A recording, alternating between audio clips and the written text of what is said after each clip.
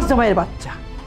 এই তোরে কি আমি বেলা 10টা পর্যন্ত ঘুমাসার জন্য এনে রাখছি? তোরে রাখছি এই বাড়ি কাম করার জন্য। তুই যদি বেলা 10টা পর্যন্ত শুয়ে থাকস তাহলে আমার বাড়ির কাজ করবে কে? তোকে আমি বেলা 10টা পর্যন্ত শোয়ার জন্য রাখি নাই, কাজ করার জন্য রাখছি। তুই যদি 10টা পর্যন্ত শুয়ে থাকস তাহলে আমার বাড়ির বাজার কি তোর মরা বাপে এসে করবো?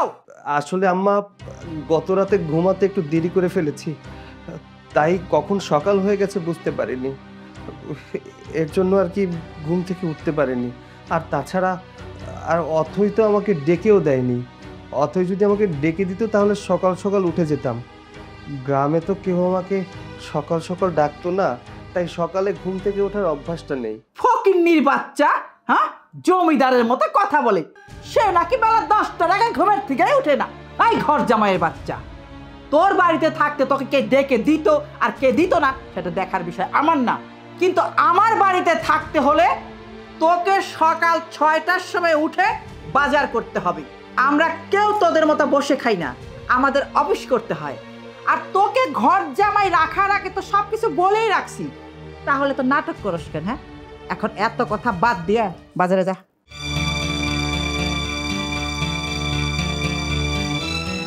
মা, তুমি কি শুরু করলে বলো তো? সকাল সকাল ওর সাথে এরকম আচরণ না করলেও পারতে। শত হোক, ও কিন্তু এবারই নতুন জামাই। চুপ! আমার মুখের উপরে কথা বলা আমি একদম পছন্দ করি না। নতুন হোক আর পুরানো হোক আমার কাছে সব সমান। আমার বাড়িতে থাকতে হলে কাজ করে খেতে হবে, কথাটা মনে রাখলে আমি খুশি হব।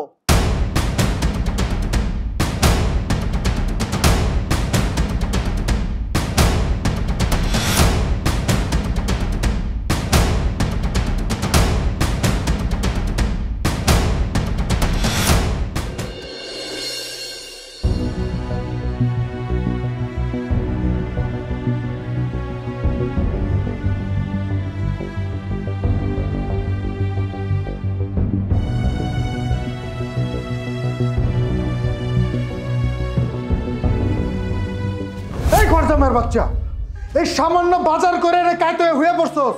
আমার কাপড়গুলা লন্ড্রিতে নিয়ে যাইব কে? তোর মোরা বাপ।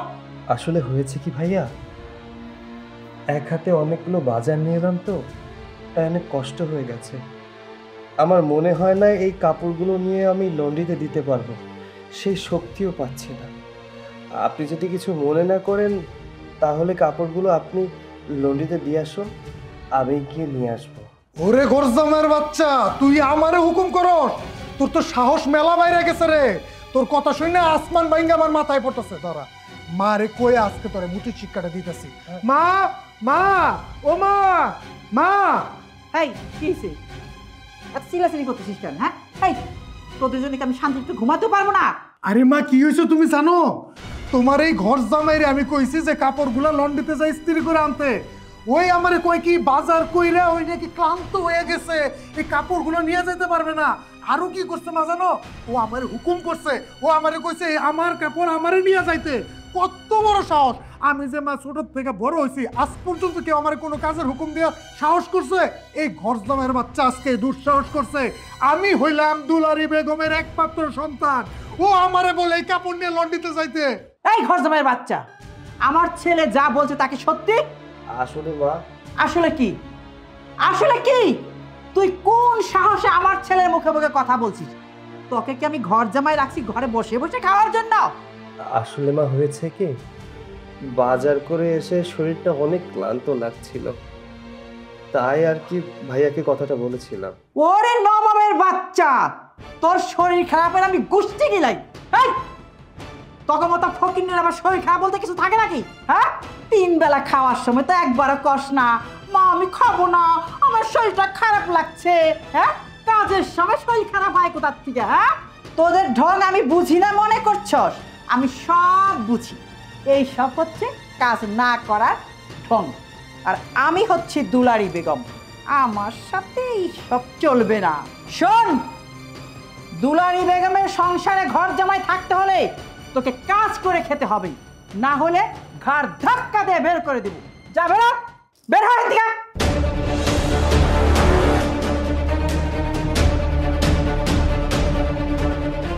ঘর জামাইয়ের গুষ্টি কিলাই।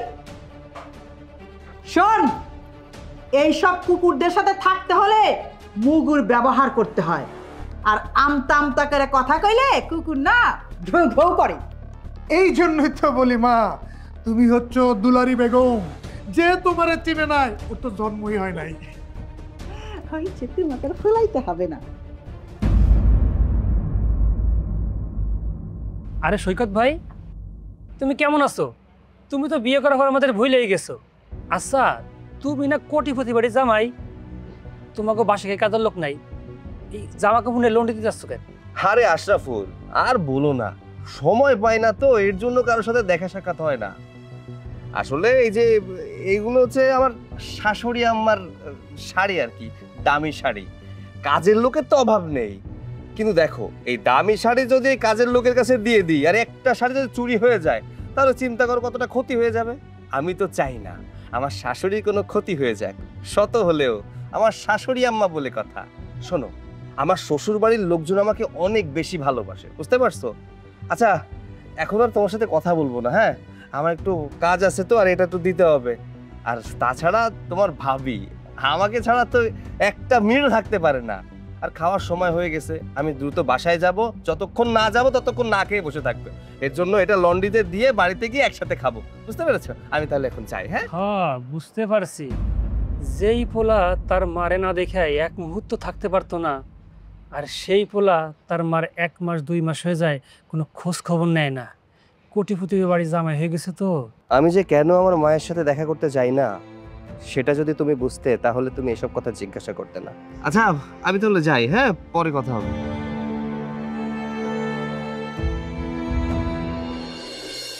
মা সাথী, তোর ভাই যে বিয়া কইরা সেই যে শ্বশুর বাড়ি চলে গেল, আর একটি বারও আইলো না। তার কি মন চায় না এই অসুস্থ মায়েরে একটু দেখতে? আমার ছেলে তো এমন ছিল না, এক নজর না দেখলে পাগল হয়ে যাইতো।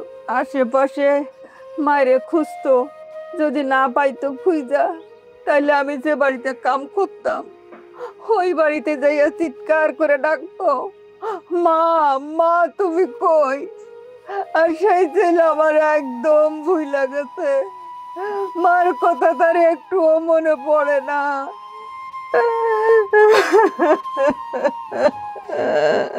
মা, তুমি বুঝো না তোমার ছেলে কেমনে থাকে? সে তো এখন আর তোমার ছেলে নাই, কোটিপতির মেয়ের জামাই। সে এখন অট্টালিকায় থাকে। এ না আসলে তার মান সম্মান থাকবো না। এই কোলে করে কি সে এখন আসবো? তার মান সম্মান নষ্ট হয়ে যাবো না? সে তো কোটিপতি শাশুড়ির ঘর জামাই, কারি কারি টাকা। এত কারি কারি টাকা পাইয়া কি এই গরিব মা বোনের কথা তার এখন আর মনে আছে? মা, সে তো এখন তার বড় লোক শাশুড়ির গোলাম হয়ে গেছে। এমন করে বলিস না মা, আমি তো আমার ছেলেরে চিনি। আমার মনে হয় আমার ছেলে কোনো বিপদে পড়ছে, নাইলে আমার ছেলে তো এরকম হইতে পারে না রে মা। টাকার লোভে পড়ে আমার ছেলে আমারে দেখতে আসবে না, এমন হইতে পারে না মা, কিছুতেই হইতে পারে না মা। হয়েছে, থাক থাক, ছেলের ওকালতি করতে হবে না। কানতে কানতে তুমি ঠিক মতন ওষুধ খাও না।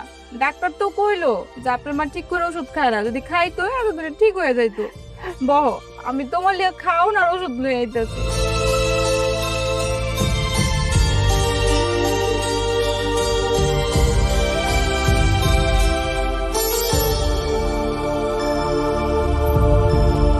এই ঘর জামাইয়ের বাচ্চা, তুই কোন সাহসে আমাদের সাথে এসে বসলি? এই, তোকে কি আমি বলছি যে তুই আমাদের সাথে বসে খাবার খা? আমার হয়েছে কি, আমার অনেক ক্ষুধা লেগেছে তো, তাই দেখলাম আপনারা খেতে বসেছেন, এর জন্য ভাবলাম আমিও খেতে বসি। আরে মা, বুঝো নাই, এই ফকিন্নির বাচ্চা দেখছে আমাদের টেবিলে ভালো ভালো খাবার, তাই ঢ্যাং ঢ্যাং করে চলে আসছে। জীবনে তো এত ভালো খাবার চোখে দেখে নাই। ভাইয়া, মা, তোমরা ওর সাথে এমন কেন করছো? আর তোমরা সবসময় ওকে ছোট করে কথা বলো। তোমরা বারবার এটা ভুলে যাও যে ওই বাড়ির জামাই। আর শোনো, ওকে অপমান করা মানে আমাকে অপমান করা। আমরা সবাই যদি এই ডাইনিং টেবিলে বসে একসাথে খেতে পারি, তাহলে ও কেন পারবে না? ও খেতে পারবে না, কারণ ও হচ্ছে এই বাড়ির ঘর জামাই। আর ঘর জামাইরা কখনো এক টেবিলে বসে খায় না। আর ঘর জামাইদের কাজ হচ্ছে বাড়ির সবার খাওয়া শেষ হলে যে খাবার বাঁচবে সব কাজের লোকেরা একসাথে ভাগ করে খাবে। তবে তোর জামার ভাগ্য ভালো যে এই বাড়িতে আর কোনো কাজের লোক নাই, তাই সে একাই খাবে। মা, তুমি এসব কি বলছো? তুমি আমাদের বাড়ির কাজের লোকের সাথে আমার হাজবেন্ডের তুলনা দিচ্ছ? হ্যাঁ, তুলনা দিচ্ছি, কারণ সে তো এই বাড়ির কাজের লোক। তোকে বিয়ে করার আগে তাকে একটা শর্ত দিয়েছিলাম, তোকে যদি বিয়ে করে তাহলে ওকে এই বাড়ির কাজের লোক হয়ে থাকতে হবে। যেহেতু সে আমার শর্তে রাজি হয়েছে, তাই সেই বাড়ির কাজের লোক। আমার বাড়ির কাজের লোকেরা যেখানে বসে খায়, ওকেও সেখানে বসে খেতে হবে। আর যা, ওই যে নিচে খাবার রাখা আছে, ওখানে বসে খা, যা খালি থেকে।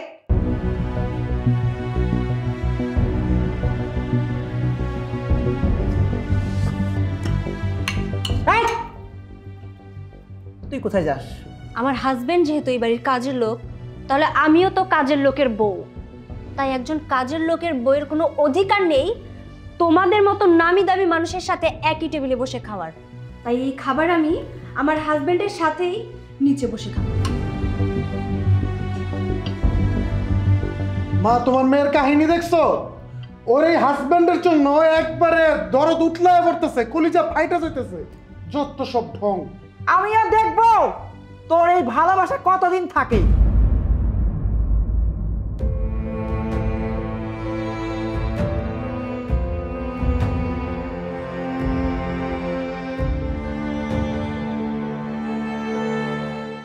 হ্যালো, কেন ফোন দিছো? আমরা বাইসে আছি কিনা মরে গেছি এটা জানার জন্য?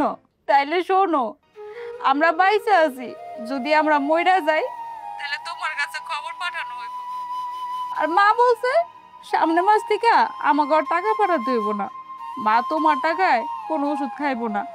যেই ছেলে বিয়ের পর শ্বশুর বাড়ি ঘরজাম হয়ে থাকে, তার অসুস্থ মারে একটা বার দেখতে আসে না, সেই ছেলের পাঠানোর টাকায় মার কোনো চিকিৎসা করবো না। আচ্ছা ভাইয়া, তুমি কি আমার একটা কথা কইতে পারো? তুমি তো আগে এমন ছিলে না, তাহলে হঠাৎ করে তোমার কি হইলো? তুমি এমন হয়ে গেলা কে? টাকায় কি তোমারে মানুষ থেকে অমানুষ বানাই দিছে? আচ্ছা ভাইয়া, তোমার কাছে কি মায়ের থেকে টাকাই সব? অবশ্য হইব না কি লিগা? তুমি তখন কোটিপতি শাশুড়ির ঘর জামাই, শ্বশুর বাড়ির লোকজনই তোমার কাছে সব, কারণ তারা তো কোটিপতি, তাদের তো কোটি কোটি টাকা আছে। আমাকেও তো আর কোটি কোটি টাকা নাই। এই জন্য এই গরিব মা বোনের কথা তোমার মনে পড়ে না, তাই তো তোমার কাছে এই গরিব মা বোনের কোনোই দাম নাই।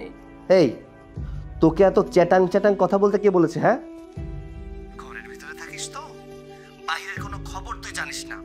শোন, আমি আজ এরা বসে থাকি না, আমি কাজ করি, তাই মাকে দেখতে আসতে পারি না। এই আমি তো প্রতি মাসে খরচের টাকাটা পাঠাই, তাহলে সমস্যা কোথায়? ভাইয়া, সমস্যা কই মানে? টাকা দিলে কি সব দায়িত্ব শেষ হয়ে যায়? তুমি কি পারবা টাকা দিয়ে মায়ের চোখের কান্না মুইসা দিতে? এই যে মা প্রতিদিন রাত তোমার ছবি দেখে কান্না করে, তোমারে একটা নজর দেখার লিগা চটফট চটফট করে, তুমি কি পারবা টাকা দিয়ে এসব মুইসা দিতে? মা প্রতিদিন আমারে কয়, আমার মানিক রতন কি আমারে দেখতে আইব না? ওরে কোচ না, ও জানি আমার একটু দেখতে। কতদিন হয়েছে ওর আমি মন ভইরা দেই না।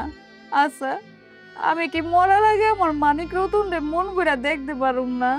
জান ভাইয়া, এইগুলা বইলা মা প্রতিদিন কান্না করে, তোমার উপর অভিমান কইরা মা ঠিক মতন ওষুধও খায় না, তাতে করে মার শরীর দিন দিন আরো খারাপ হয়ে যাইতেছে।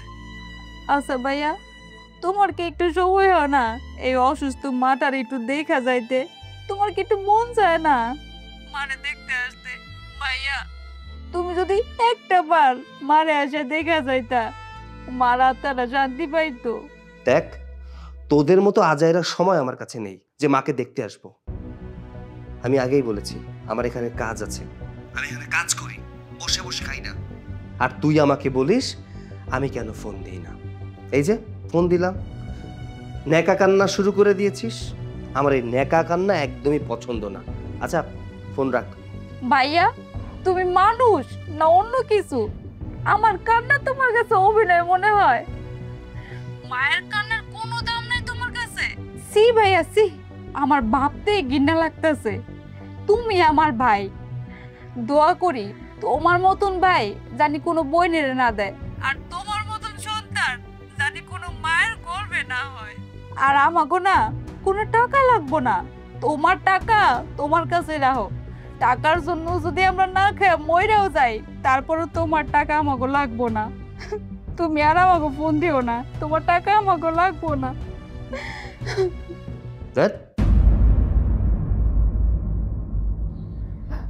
কে ফোন দিছে রে সাথী?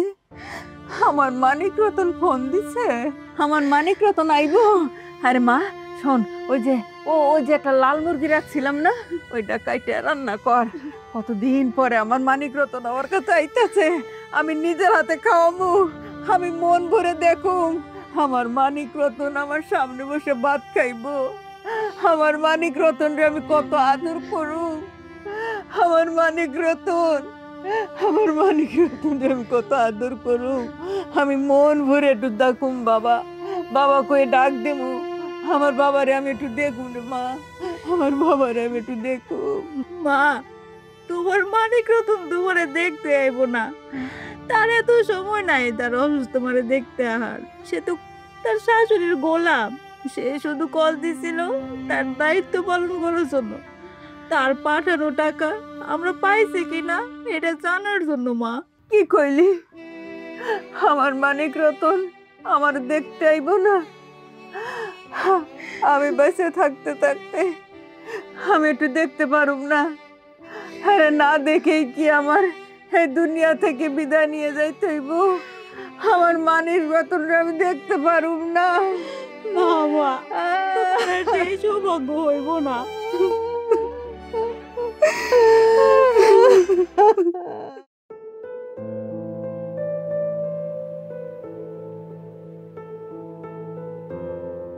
কি করছো? কি আর করবো? আচ্ছা, তুমি মানুষ নাকি অন্য কিছু বলো তো? আমার মা আর ভাইয়া তোমার সাথে এত খারাপ আচরণ করে, তোমার কি একটু কষ্ট লাগে না? এসব কিছু সহ্য করে কেন তুমি আমাদের বাড়িতে পড়ে আছো? আর আমাদের বিয়ের আগে আমি তো তোমাকে একবারও বলিনি যে আমাকে বিয়ে করতে হলে তোমাকে এই বাড়িতে ঘর জামাই থাকতে হবে। আমি তো তোমাকে বলেছিলাম যে আমাকে বিয়ে করে তুমি যেখানে খুশি সেখানেই রাখো, প্রয়োজন পড়লে তোমাদের এই কুঁড়ে ঘরে রাখো, তাতেও আমার কোনো অসুবিধা নেই।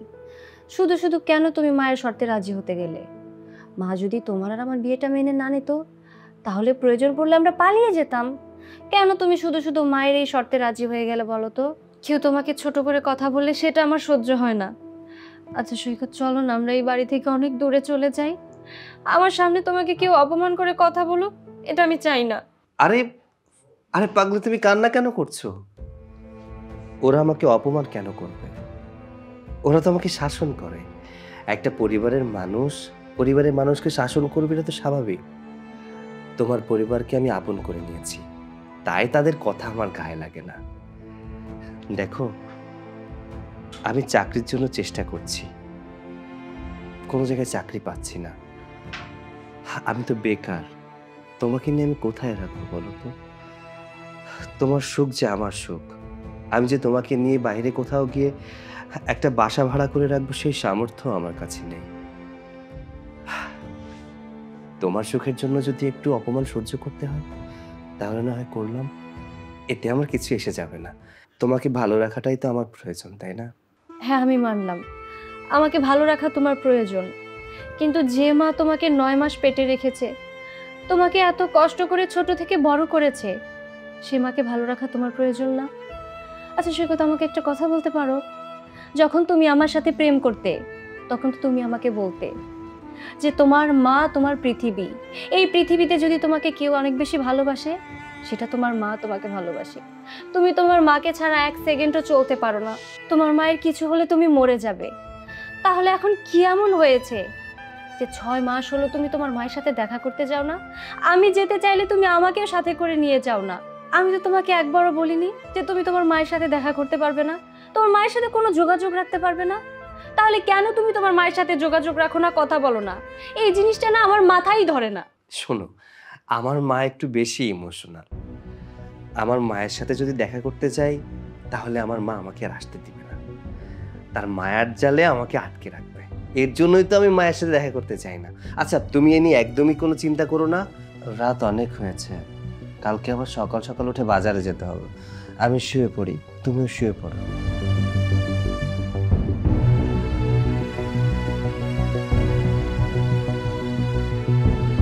আমি জানি সৈকত, তুমি কিছু একটা আমার কাছ থেকে লুকানোর চেষ্টা করছো, কিন্তু সেটা কি এটাই আমি বুঝতে পারছি না। যখনই আমি তোমার মায়ের কথা বলি, ঠিক তখনই তুমি কিছু না কিছু বলে আমাকে আটকে দাও।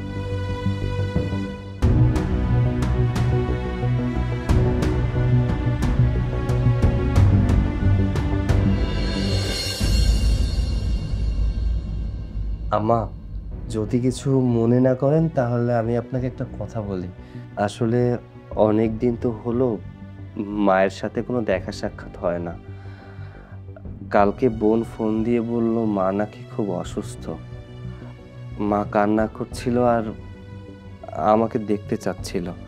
আমারও মায়ের জন্য মনটা খুব ছটফট করছে। আপনি যদি আমাকে একটু অনুমতি দেন তাহলে মায়ের সাথে একটু দেখা করে চলে আসব। একবেলার বেশি আমার মায়ের কাছে আমি থাকবো না, একবেলা থেকেই চলে আসবো। এই ঘর জামাইয়ের বাচ্চা, তোর সাথে আমার কি শর্ত ছিল? তোকে যখন আমার বাড়িতে আমি ঘর জামাই করে রাখি তখন তোর সাথে আমার কি শর্ত ছিল? তোর সাথে আমার শর্ত ছিল তুই তোর মা বোনের সাথে কোনদিন দেখা করতে যেতে পারবি না, কারণ আমি চাই না মানুষ জানুক আমার মেয়ের জামাই একটা ফকিন্নির ছেলে। তখন তো খুব বড় গলায় বলছিলি, হ্যাঁ আমি যাব না আমার মায়ের সাথে দেখা করতে, আপনি যে শর্ত দিবেন আমি সেই শর্তই মাইনা চলবো। তাহলে এখন কেন এইসব কথা বলছিস? হ্যাঁ, কোন সাহসে বলছিস? তুই যদি একবেলার জন্য তোর মার সাথে দেখা করতে যাস তাহলে আমার বাড়ির কাজ কে করবি? তোর বড়া বাপে আইসা? আম্মা, আম্মা, আমার মা খুব অসুস্থ। আমার মা যদি অসুস্থ না থাকতো তাহলে আমি আমার মাকে দেখতে যাইতে চাইতাম না। আমার মা শুধু অসুস্থ না, আমার মা মৃত্যু পথযাত্রী। আর একটা মৃত্যু পথযাত্রী মা যখন একটা ছেলেকে দেখতে চায় আর এই সংবাদ যখন ছেলে শুনতে পায় তখন না গিয়ে কি করে থাকে বলুন? আম্মা, আমার একটাবার আমার মাকে দেখতে যাওয়ার অনুমতি দেন। আয় ফকিন্নির বাচ্চা, তোর আমি কতবার বলবো যে তুই তোর মায়ের সাথে দেখা করতে যেতে পারবি না? হ্যাঁ, কতবার বলবো? আমি বুঝতে পেরেছি তোর কাছে ফোন থাকলে তোর বোন তাকে ফোন দিবি আর তুই তোর মার সাথে দেখা করার জন্য পাগল হয়ে যাবি। তোর কাছে তো ফোন রাখা যাবে না, এই মোবাইলই হচ্ছে যত নষ্টের গোড়া। আজ থেকে এই মোবাইল আমার কাছে থাকবে। আম্মা, আম্মা, আপনি দয়া করেন, আপনি দয়া করেন আমার এই ফোনটা আমার কাছ থেকে নিয়ে যাবেন না। আপনি এই ফোনটা নিয়ে গেলে আমি আমার অসুস্থ মায়ের সংবাদ নিতে পারবো না। আমার মা কেমন আছে, কি অবস্থায় আছে কিছুই জানতে পারবো না। আম্মা, আম্মা, আমি আপনার পায়ে ধরি, আপনি এত পাষাণ হবেন না। দয়া করে আমাকে একটাবার আমার মায়ের সাথে দেখা করতে দিন। আমি বললাম তো আর কখনো যাবো না, একবার দেখে আসবো আমার মায়ের অবস্থা কি। এখন তো তোর মা শুধু অসুস্থ, মরে তো যায়নি যে তুই না গেলে মাটি দেওয়া অসুবিধা হবে। শোন, যেদিন তোর মা মারা যাবে সেদিন আমি ভেবে দেখব তোকে তোর মায়ের কাছে পাঠানো যায় কিনা। যা, আমার খাওয়া রেডি কর, আমি অফিসে যাব। যা।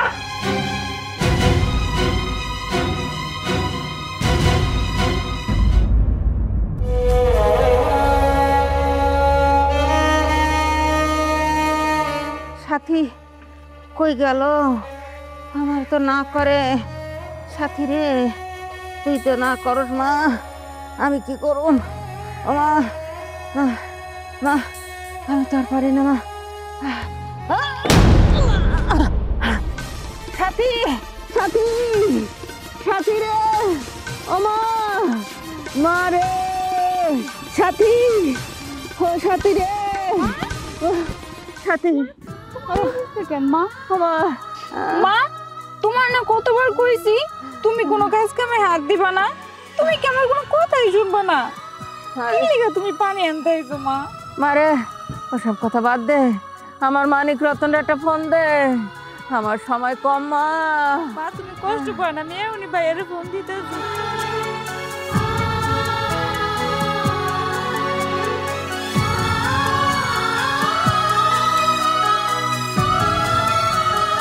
কে এলো রে মা? আমার বাজান ফোন ধরে নাই। মা, ভাইয়ের ফোনে এতবার ফোন দিলাম, ভাইয়ের ফোন বন্ধ দেখাইতেছে।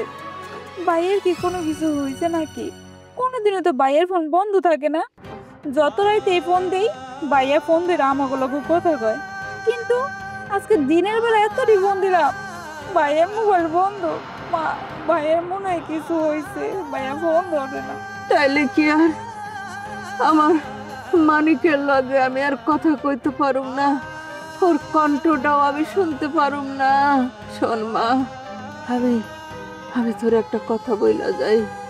আমার মানিক রে তুই কোষ, ও কষ্ট করে হইলেও আমি মারা যাওয়ার পর আমার কবরে যেন এক মুঠ মাটি দেয়, তাইলে উপরে যাইও আমি জানবো যে আমার মানিক রতন আমার কবরে এক মুঠো মাটি দিছে, তাতে আমার আত্মার শান্তি হইব।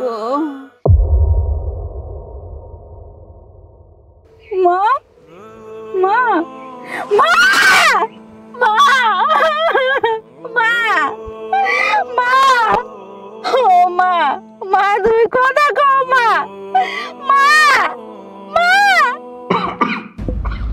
আরে পানি পানি পানি পানি খাও।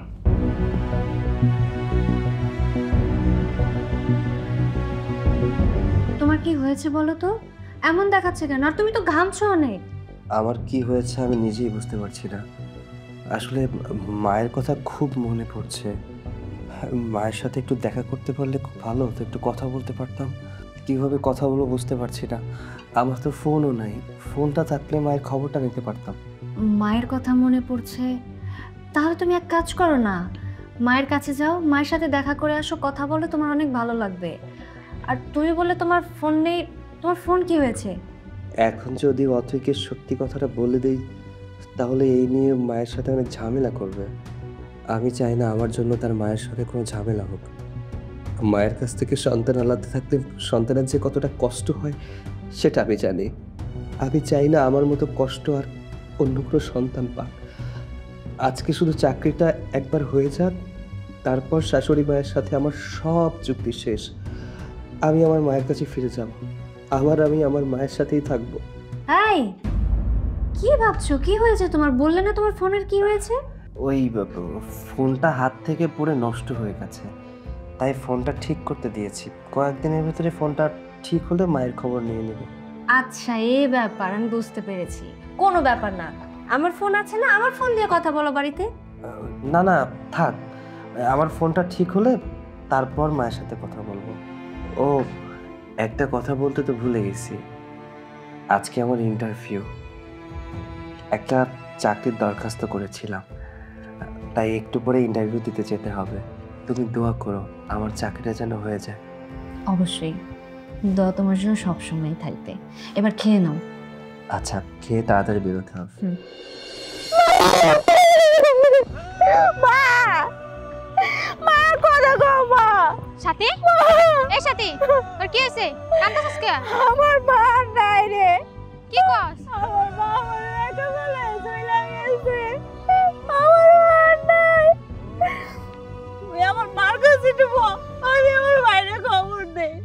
আচ্ছা যা। মা নাই। মা, ভাইয়া, ভাইয়া।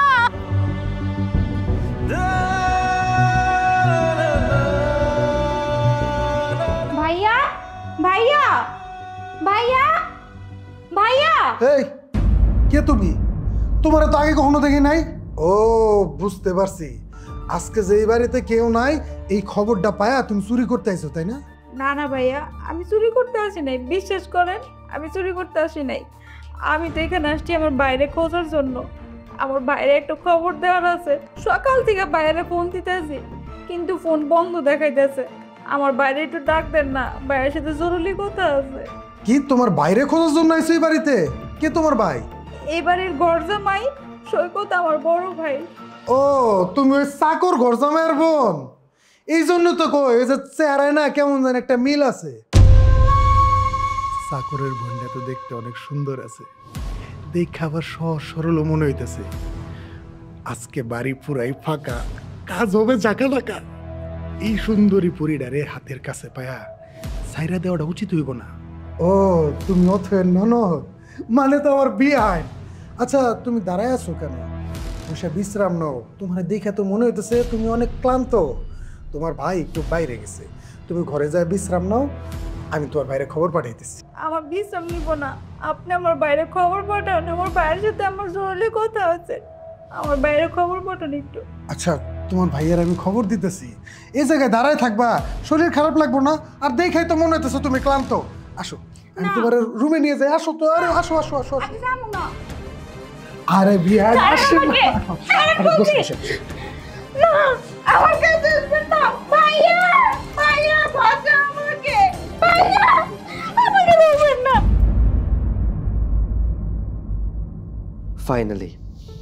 ফাইনালি আমার চাকরিটা হয়েই গেল। আজকে থেকে আমি এই বন্দিখানা থেকে মুক্তি। আজকে আমাকে আর আমার মায়ের কাছে যেতে কেউ আটকাতে পারবে না। কতদিন পর আমি আমার মাকে দেখতে পারবো।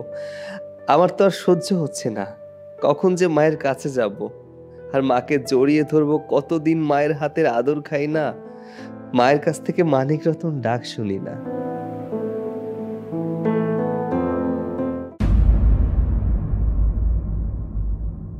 কি ব্যাপার, বাড়ির মেইন দরজা খোলা কেন? কাউকে তো দেখতেও পাচ্ছি না। কিন্তু মেইন দরজা তো কখনো খোলা থাকে না। চোর ডাকাত ঢুকলো নাকি?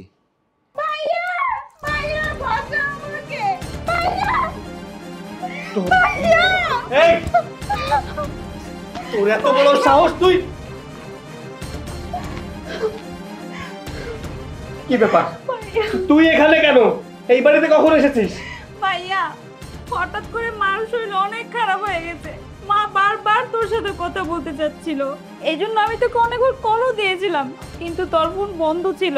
হঠাৎ করে মায়ের শরীর এতটাই খারাপ হয়েছে, ডাক্তারের কাছে নিয়ে যাওয়ার আগে মা আমাদেরকে ছেড়ে চিরকালের মতো চলে গেছে। কিন্তু মা যাওয়ার আগে আমাকে একটা কথা বলে গেছে, মায়ের মৃত্যুর পর তার কবরের মাটিটা যেন তোর হাতে পায়, না হলে নাকি মা মরেও শান্তি পাবে না। আর মার এই কথার জন্য আমি তোকে খুঁজতে আসছি, মা মারা যাওয়ার খবর তোকে দিতে আসছি। এই বাড়িতে যখন আমি আসলাম দেখি তুই এখানে নাই, বাড়িতে কেউ নাই, আর আমাকে একা পেয়ে এই শয়তানটা। চরিত্রহীন লম্পট, আজকে তোর একদিন কি আমার একদিন। চল আয়। লম্পট, বদমাশ, তোর এত বড় সাহস! তুই আমার বোনের সাথে উল্টাপাল্টা কাজ করতে চাচ্ছিলি। আজকে আমি মারতে মারতে মেরেই ফেলবো। আর আমি কোথাকার? এই এই কেন করছিস? ঘর জামাই বাচ্চা, ঘর জামাই, তোর এত বড় সাহস কি করে হয় আমার ছেলে গায়ে হাত তোলার? দেখছিস ভাই, এই জন্য তোকে আমি ওর সাথে বিয়ে দিতে চাই নাই। দেখ আমার ছেলেকে মাইরা ওরে কি করছে।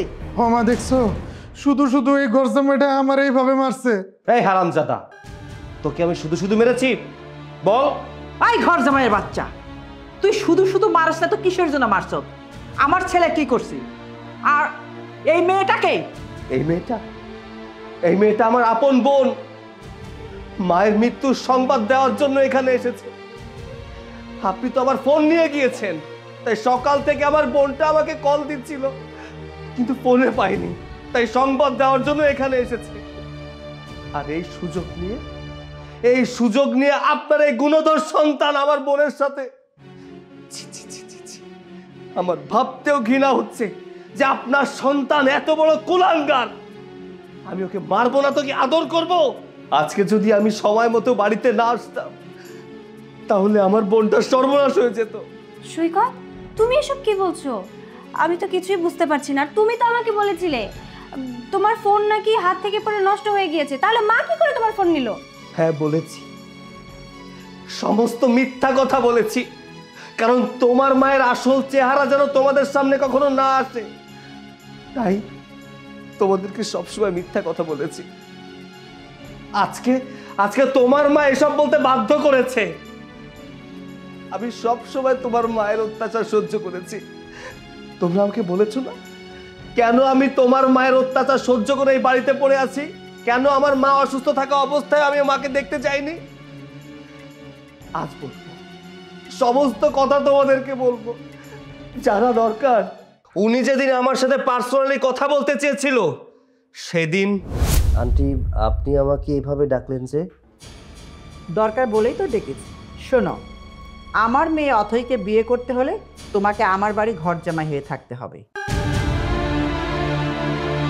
আমি যতটুকু জানি তোমাদের অবস্থা ভালো না, আর তুমি তো জানো আমার মেয়ে অথইকে আমি কত যত্ন করে মানুষ করেছি, বড় করেছি। তাই আমি চাই না আমার মেয়ে তোমাদের বাড়িতে গিয়ে কোনো কষ্ট থাকে। তাই তোমাকে আমার মেয়েকে বিয়ে করতে হলে আমার বাড়ি ঘর জামাই হয়ে থাকতে হবে। যদি রাজি থাকো তাহলে বলো। আন্টি, আপনি এসব কি বলছেন? আপনার বাড়িতে আমার ঘর জামাই হিসেবে থাকতে হবে মানে? না না, এটা কখনোই সম্ভব না। আমার বাবা মা আমাকে কখনো এসব শিক্ষা দেয়নি। আর তাছাড়া আমার বাড়িতে আমার মা একা আছে, আমার বোন আছে, আমার মাটা অসুস্থ। আমি যদি আপনার কথা মতো আপনার বাড়িতে ঘর জামাই হয়ে থাকি তাহলে আমার মা আমার বোনকে কে দেখবে? সম্ভব না। আপনার কথা মতো আপনার বাড়িতে আমার ঘর জামাই হিসেবে থাকা কোনোভাবেই সম্ভব না। আমি যদি তোমার মা বোনের দায়িত্ব নেই, আমি শুনছি তোমার মা নাকি খুব অসুস্থ, তার চিকিৎসা করার জন্য 3 লাখ টাকা লাগবে। আর সেই টাকার জন্য তুমি নাকি রাস্তায় রাস্তায় হন্য হয়ে ঘুরছো। তুমি যদি রাজি থাকো তাহলে তোমার মায়ের চিকিৎসা করার জন্য 3 লাখ টাকা আমি দিতে পারি। তার বিনিময়ে তুমি তোমার মা বোনের সাথে কোনো রকম যোগাযোগ রাখতে পারবে না, এমনকি বিয়ের পর তোমাকে এই বাড়ির ঘর জামাই হয়ে থাকতে হবে। এখন তুমি ভাবো তোমার আত্মসম্মান বড় না তোমার মায়ের জীবন বড়? এখন তুমি ভাইবা বলো তুমি কি করবা। কিন্তু আমি যদি আমার মা বোনের সাথে যোগাযোগ না করি তাহলে প্রতি মাসে সংসার খরচ কে দিবে? সে চিন্তা তোমাকে করতে হবে না। প্রতি মাসে তোমার মা বোনের সংসারে খরচের টাকা তাদের কাছে পৌঁছিয়ে যাবে। কিন্তু আমার একটা শর্ত, আমার কথা ছাড়া তুমি এক পাও এই বাড়ির বাইরে যেতে পারবে না। আমি যা করতে বলবো তাই তুমি করবে, আমি যা বলবো তাই তুমি শুনবে। আর শোনো, তোমার আমার মধ্যে যে কথা হয়েছে সেটা শুধু তুমি আর আমি জানবো, অন্য কেউ জানবো না। এমনকি আমার মেয়ে অথয় যেন জানতে না পারে। এখন তুমি যদি রাজি থাকো বলো। ঠিক আছে আন্টি, আমি রাজি। আমার মা অসুস্থ ছিল, আমার মাকে বাঁচানোর জন্য তোমার মায়ের শর্তে রাজি হওয়া ছাড়া আমার কোনো উপায় ছিল না। আমার দুর্বলতার কথা শুনেও তোমার মা প্রতিনিয়ত আমার উপরে অত্যাচার করে গেছেন, অবিচার করে গেছেন। আমার মা অসুস্থ ছিল, আমার মাকে আমি একটু দেখতে যেতে চেয়েছিলাম, তোমার মা আমাকে দেখতে যেতে দেয়নি। 3 লাখ টাকা না, আমি আপনার 3 লাখ টাকা আজকে দিয়ে এখান থেকে চলে যাব। শুধু 3 লাখ টাকা না, আমি আপনাকে 5 লাখ টাকা দিব। পারবেন আমার মাকে ফিরিয়ে দিতে? পারবেন? পারবেন আমার বোনের সম্মান ফিরিয়ে দিতে? যে একবার হারিয়ে যায় তাকে কখনো ফেরানো যায় না। চল বোন, এই বাড়িতে আর এক মুহূর্ত না। আপনার জন্য একটা দোয়া করি, আপনার মতো শাশুড়ি যেন পৃথিবীতে কারো না হয়, কারো কপালে না জোটে। আসলে আমার তো কপাল খারাপ, হতভাগা সন্তান আমি। মায়ের শেষ বিদায়ের আগে মায়ের সাথে একটু কথা বলতে পারলাম না। চল বোন, মায়ের শেষ বিদায়টা দিয়ে আসি। চল। দাঁড়াও, তুমি একা কোথায় যাচ্ছ? আমাকেও তোমার সঙ্গেই করে নিয়ে যাও। আমি অন্তত আর যাই হোক এই এক ছাদের নিচে এই মহিলার সাথে থাকতে চাই না। ছি মাছি, আমি জানতাম তুমি খারাপ, কিন্তু এতটা খারাপ, নীচ এবং জঘন্য একটা মহিলা সেটা আমি জানতাম না। আচ্ছা তুমি কি করে পারলে বলো তো একটা সন্তানের কাছ থেকে তার মাকে আলাদা করতে? এই কাজটা যদি আমি তোমার সাথে করতাম তুমি এটা মেনে নিতে পারতে? আজকে শুধুমাত্র তোমার কারণে সৈকত তার মাকে হারিয়েছে। একটা মা তার সন্তানকে শেষ সময়ে পায়নি, শুধুমাত্র এর জন্য দায়ী তুমি। আজকে এই মুহূর্তে এই বাড়ি ছেড়ে আমি চলে যাব। তারপর তুমিও যখন একটা সময় আমার অভাবটা অনুভব করবে না, তখন বুঝতে পারবে যে তুমি সৈকতের সাথে ঠিক কি কি অন্যায় করেছো। এই বাড়িতে আমি আর এক মুহূর্ত থাকবো না। সৈকত চলো।